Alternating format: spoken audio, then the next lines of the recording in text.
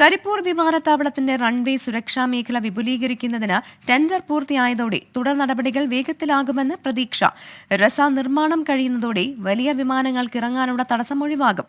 322 കോടി രൂപയ്ക്ക് ഹരിയാന ആസ്ഥാനമായ ഗവാർ കൺസ്ട്രക്ഷൻസ് കമ്പനിയാണ് കരാർ ഏറ്റെടുത്തിരിക്കുന്നത്.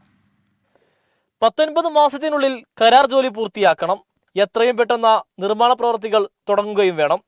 വിമാനത്താവള റൺവേ എൻഡ് സേഫ്റ്റി ഏരിയ 90-ൽ നിന്ന് 240 മീറ്റർ ആക്കി വർദ്ധിപ്പിക്കണം തുടങ്ങിയവയാണ് വ്യവസ്ഥ. നിർമ്മാണത്തിന് എയർപോർട്ട് അതോറിറ്റി നിശ്ചയിച്ചതിലും കുറഞ്ഞ തുകക്കാണ് ഗവാർ കൺസ്ട്രക്ഷൻ കമ്പനി കരാർ നേടിയത്. ടെൻഡർ നടപടികളിൽ ഊരാളുങ്കൽ സൊസൈറ്റി ഉൾപ്പെടെ 7 കമ്പനികൾ പങ്കെടുത്തു.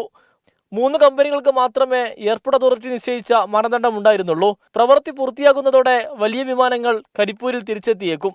തിരുവനന്തപുരത്തേക്ക് ഇതുവരെ ഫ്ലൈറ്റ് ഉണ്ടായില്ല. അപ്പോൾ അത് ട്വൈസിൻ്റെ വീക്ക് ഇപ്പോൾ തന്നെ തുടങ്ങാൻ വേണ്ടി തീരുമാനിച്ചിട്ടുണ്ട്. അങ്ങനെ കുറച്ച് ഡൊമസ്റ്റിക് ഫ്ലൈറ്റുകളൊക്കെ കൂടുതൽ വരും, ഇൻ്റർനാഷണൽ ഫ്ലൈറ്റുകളും കൂടുതൽ വരും. ഇപ്പോൾ GCC കൺട്രീസിലാണ് ഇപ്പോൾ ഏറെക്കുറെ എല്ലാ ഫ്ലൈറ്റുകളും ഉള്ളത്.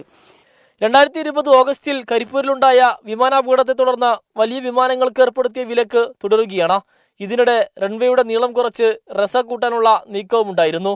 റസ വിപുലീകരണത്തിന് സ്ഥലം ലഭിച്ചതോടെയാണ് ഈ നീക്കത്തിൽ നിന്നും വിമാനത്താവള അതോറിറ്റി പിന്മാറിയത്. 24 മലപ്പുറം.